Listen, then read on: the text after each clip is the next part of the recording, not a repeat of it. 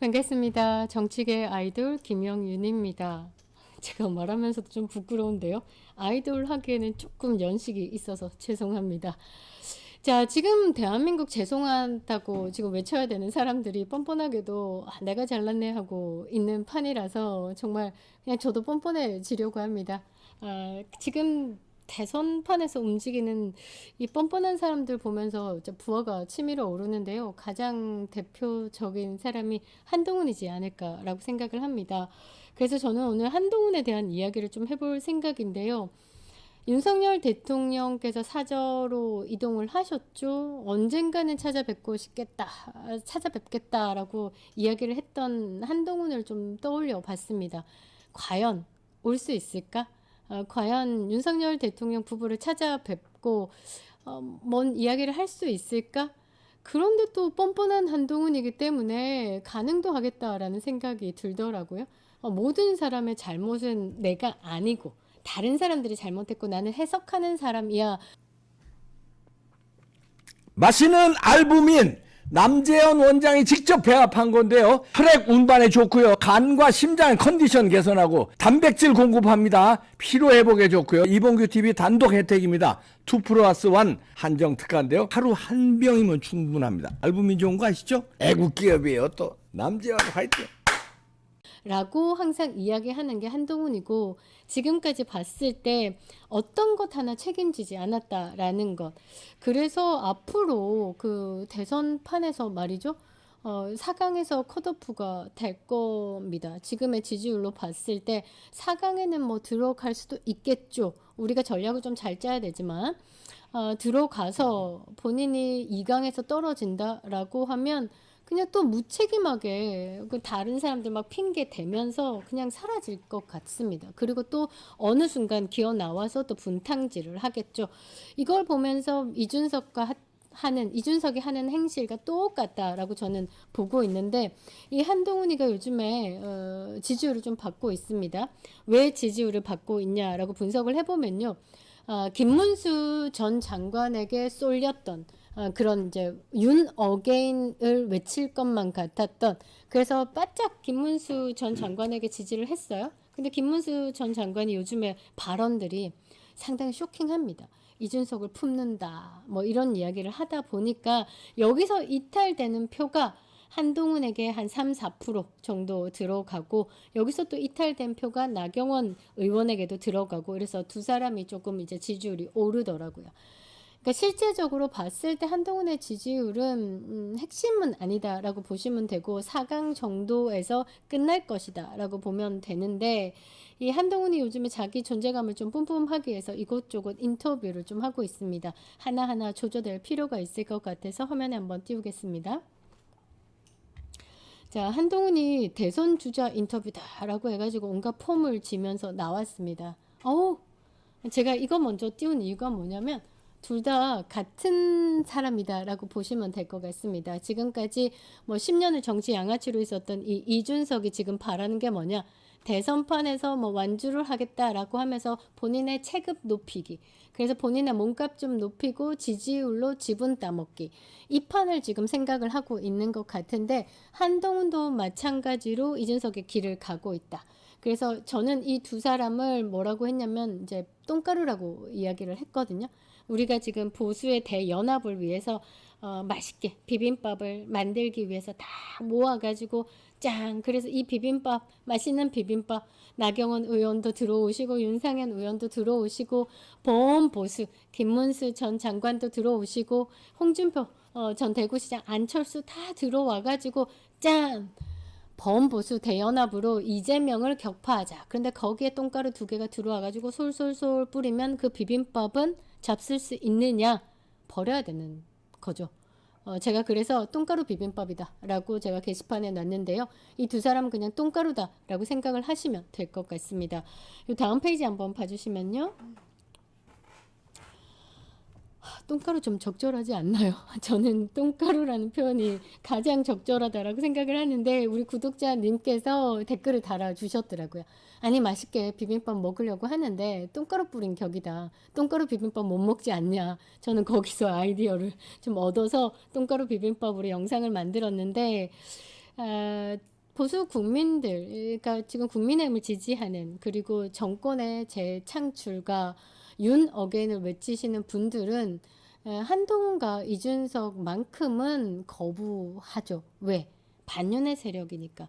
그리고 예전에도 방송에서 말씀드렸는데 윤석열 대통령의 탄핵에 함께 했던 세력들은요, 친중의 세력으로 분류를 하는 게 맞다고요.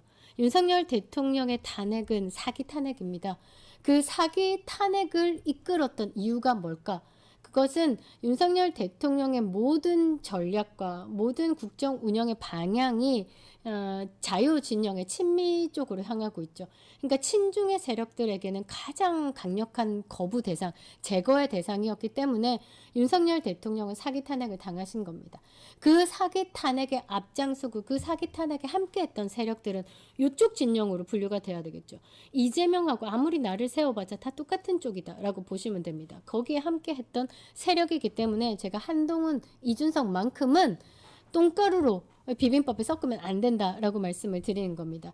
이 한동훈이 나와서 뭐라고 하냐면 이재명이가 사적 이익을 위해 혼자 멋진 말 쓰고 자빠졌죠. 사적 이익이 어디 있습니까? 그러니까 사법 리스크 그리고 대통령 되기 위해서 공적 시스템을 무너뜨리고 있고 전체주의화 위험성이 크다. 이건 모르는 사람 있습니까? 그냥 내가 대통령이 되고 싶어요라고 이야기를 하는 게 차라리 좀 더 인간적인 것 같습니다. 이런 나와가지고 중산층이 많아야지 대한민국의 극과 극의 시스템 지금 좌우로 갈린 게 통합의 메시지로 갈 수 있다. 중산층을 키우겠다. 꿈 같은 소리만 하고 자빠졌습니다. 어떤 방식으로 국민 통합을 이뤄낼지에 대해서 구체적인 것 없고 그냥 꿈꾸듯 국민 여러분 꿈꾸듯 이야기를 하고 있어서 저는 이런 가벼운 입과 이렇게 무게감 없는 정치 이력을 가지고 대선에 나온다라는 것 자체가 이 국민을 우롱하고 있다라고 생각을 하는데요. 나와서 이재명이가 대통령이 되면 안 되는 이유를 이야기를 합니다. 극도로 공적 마인드가 없는 삶을 살아왔다. 경기지사 시절 법인카드를 유용했다는 혐의를 받고 있는데 자기 범죄의 처벌을 막기 위해서 위헌 법률 심판을 동원했다. 사적 이익과 진영의 이익을 위해 공적 시스템을 무너뜨려 온 그간의 행태를 보면 전체주의화할 위험성이 대단히 크다. 모르는 사람 없죠? 그러면서 이렇게 또 물었습니다. 대통령이 되면 거대 야당을 상대로 어떻게 국정을 운영할 것인가? 그냥 누구라도 할 수 있는 말을 하고 있는 거예요. 이번 대선은 서서 죽을 각오, 얘 죽을 각오 지금 몇 번 하지 않았습니까? 총선에서도 뭐 죽을 각오, 서서 죽는 각오를 분명히 또 이야기를 했거든요. 근데 총선 폭망하고 어쨌습니까? 빤스런 했습니다. 그것만 봐도 생각을 계속 같이 움직이시면 될 것 같습니다. 이번 대선은 서서 죽을 각오로 전쟁하듯 치를 것이고 이길 것이다. 총선에서도 비슷한 말을 했습니다. 뭐 서서 죽는다까지 했죠. 그리고 지고 난 다음에 어떻게 됐죠? 슬 도망갔습니다. 그리고 한다는 말이 이기고 나서는 정치를 할 것이다. 이기기 전부터 정치를 해야지 정치인으로서 인정을 받고 대선 주자로 뛰어야 되는 거 아닙니까? 이기고 나서는 정치를 할 것이다. 뭐라고 해야 되나? 이게 서울대 법대 나와서 사실 최연소 어린 나이 통과해서 21년간 검사 생활 그런 것과 이 정치 감각은 또 다르잖아요. 좀 약간 이런 부분에 대해서는 그냥 오로지 본인만 보고 있다라는 게 좀 느껴집니다. 그러니까 정치를 한다라기보다는 본인을 꾸미기에 바쁜 사람이다라고 저는 좀 느낌이 오는데요. 이러면서 또 윤석열 대통령 깝니다. 윤석열 대통령의 실패는 결국 정치를 포기했다라는 점이다. 윤석열 대통령을 정치를 포기했다라고 단정지어서 이야기를 하는 것. 그때 윤석열 대통령께서 국민 담화에서 비상계엄 선포에 놀라셨을 국민들에게 죄송하다. 그러나 비상계엄이 있을 수밖에 없는 이유에 대한 설명을 했을 때 지금은 우리가 윤어게인을 외치는 상황에서 왜라는 질문을 스스로 던졌고 그 왜라는 질문을 우리가 해석을 했기 때문에 윤석열 대통령의 비상계엄은 계몽이었구나. 그래서 우리가 윤어게인을 외치잖아요. 시대가 바뀌었기 때문에 비상계엄이라는 그 해석이 또 달라질 필요가 있는데 이 한동훈이는 말이죠. 그 1980년대 비상계엄에 머물러 있는 거예요. 그런 방식에 대해서. 그거를 계속 가지고 와서 윤석열 대통령은 정치를 포기했다라고 얘기해요. 매우 건방진 얘기죠. 윤석열 대통령께서는 지금도 포기하지 않았습니다. 지금은 정치를 할 수 없는 입장이지만 국민들에게 계속 메시지를, 정치적 메시지를 보내는 거예요. 어떤 메시지? 국민들 스스로 무너지면 안 되니까 스스로 우리를 지킬 수 있는 목소리를 계속 내야 된다라는 메시지를 냅니다. 이게 다 정치적으로 해석될 수 있는 메시지이기 때문에 매우 힘이 강한 거죠. 그래서 민주당 진영에서는 말이죠. 윤석열 대통령의 메시지에 촉각을 곤두세우고 있습니다. 왜? 파급력이 너무 크니까. 왜? 정치인이 아닌데 정치적인 메시지가 너무 강렬하니까. 그런데 한동훈이가 이 모든 뭐라고 해야 되지? 빛나는 일들을 폄훼시키고 싶은 거야. 그러니까 윤석열 대통령은 실패를 했어. 뭐 때문에 실패해서? 정치를 포기했기 때문에. 누가 포기했는데? 포기를 안 했는데 여러분 생각해 보시면 한동훈이가 꾸준하게 포기시키려고 했어요. 한덕수 국무총리랑 한동훈이랑 건방지게 말이죠. 한동훈이가 용산으로 간 것도 아니고 한덕수 국무총리를 국민의힘 당사로 불러가지고 공동정부를 이야기를 했었습니다. 이 정권 찬탈을 하려고 했던 쿠데타 세력이 누구냐로 여러분들 생각을 해보셔야죠. 하나하나 이야기하는 부분에 대해서 반격 못할걸요? 왜냐? 팩트니까.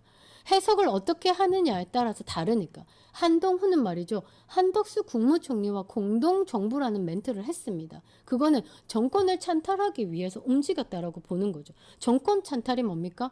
이거는 쿠데타라고 볼 수 있는 거예요. 실제적으로 쿠데타를 일으킨 세력은 누구냐? 저는 한동훈이다 라고 생각을 합니다. 그래서 지금까지도 꾸준하게 윤석열 대통령에 대해서 이렇게 윤석열 대통령은 실패했다. 비상계엄은 있을 수도 없는 일이다. 보수가 망하는 건 비상계엄 때문이다 라고 지금 국민들에게 가스라이팅하고 있는 겁니다.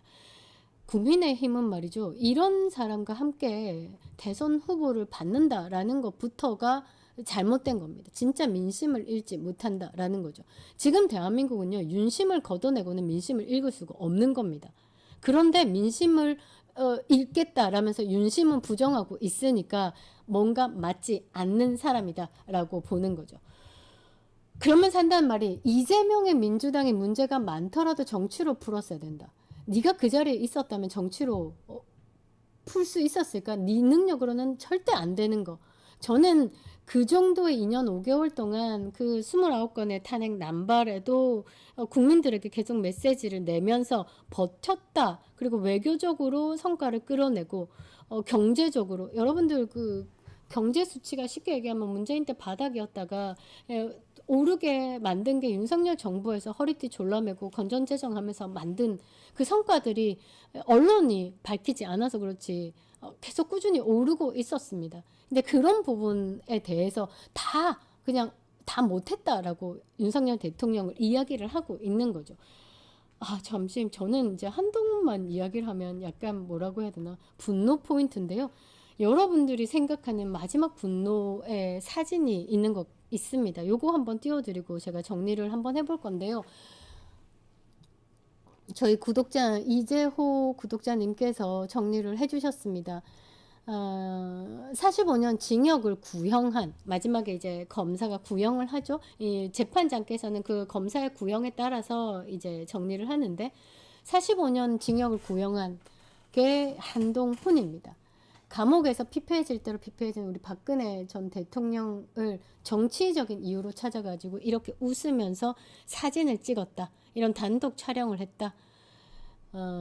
보수의 어머니시죠. 이제 박근혜 전 대통령께서는 윤석열 정부가 시작되고 그래도 보수가 재창출된 상황에서 윤석열 정부의 성공을 간절히 바랬기 때문에 모든 것을 받아들이신 분입니다. 이 모든 것을 받아들이신 분이 한 사람 못 받아들였는데 그 한 사람이 누구냐? 유승민입니다. 기억을 해주시기 바랍니다.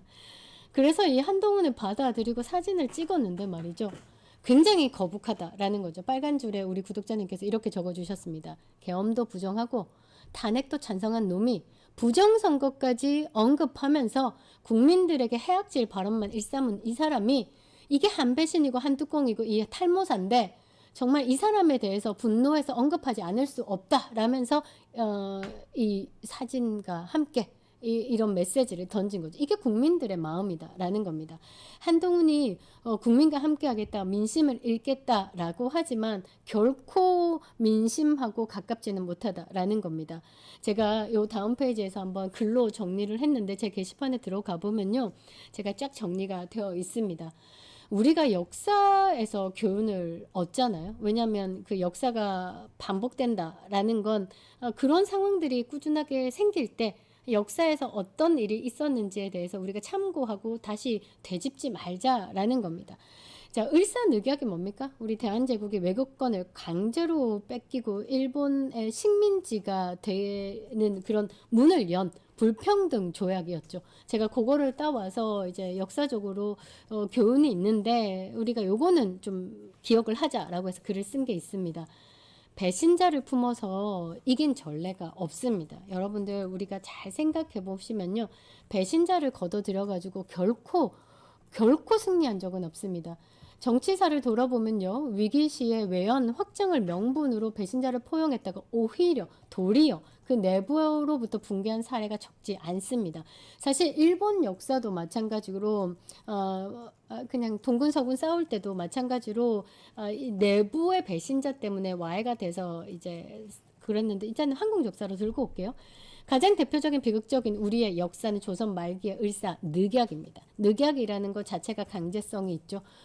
고정을 배신하고 외세와 손을 잡은 을사오적이 나라를 살리기 위한 어쩔 수 없는 선택이다라고 주장을 하지만 대한제국의 몰락을 가져왔습니다. 그 이후에 대한민국은 식민지로 또 대한민국 국민들이 힘겨운 시간을 갖게 됐었죠. 이런 강제로 맺은 조약을 가지고 나라를 살리기 위해서 어쩔 수 없는 선택이었다, 이런 합리화를 시킨다라는 겁니다. 이게 가장 대표되는 대한민국 역사상 배신자라는 거죠. 그래서 한동훈을 보면 그 을사 늑약의 몇 명 배신자들과 함께한 을사 18인 막 이렇게 이야기를 하잖아요. 그것처럼 한동훈은 정말 대한민국의 배신의 세력입니다. 절대 함께 해서는 안 되는 세력이다라는 거죠. 이재명을 막겠다라는 전략으로 지금 국민의힘이 말이죠, 이준석도 끌어안고 한동훈도 끌어안아서 대 빅텐트 연합을 만들자라고 하지만 저는 이런 거는 결코 아니다라고 생각을 합니다. 명분, 우리가 어떤 일을 할 때는 주제가 정확해야 되는 거잖아요. 주제가 정확해야 되는데 이 주제를 흐리는 일을 해버리면 글이 엉망이 되는 게 있거든요. 그래서 저는 이 윤석열의 정신, 이 계승 없이 승리는 결코 담보할 수 없다라고 생각을 합니다. 윤석열 정신을 부정하는 사람들을 끌어모아서 우리가 보수의 대연합을 만들자, 이게 결코 말이 맞지 않습니다. 윤심을 부정하는 건 곧 보수의 분열을 의미하는 것이기 때문이죠. 그래서 저는 오늘 방송에서 마무리에 여러분들의 분노 포인트인 이 한동훈 사진을 한 번 더 띄우면서 이야기를 드리고 싶은데요. 한동훈을 지지하시는 분들은 조금 더 넓게 생각을 한번 해보시기 바랍니다. 대한민국이 지금 어떤 상황에 처해 있는지, 단지 정권을 교체한다, 연장한다, 민주당과 국민의힘과의 싸움이다라고 좁은 시각에서 보시지 말라라는 거죠. 대한민국이 지금 시시로 가느냐, 아니면 우리가 그동안에 숨쉬듯 누려왔던 그 자유를 그대로 지키느냐의 싸움이기 때문에 우리가 왜 윤심을 말하는지를 생각을 해봐 달라라는 거죠. 굉장히 거북스러운 얼굴 한동훈이었습니다. 감사합니다.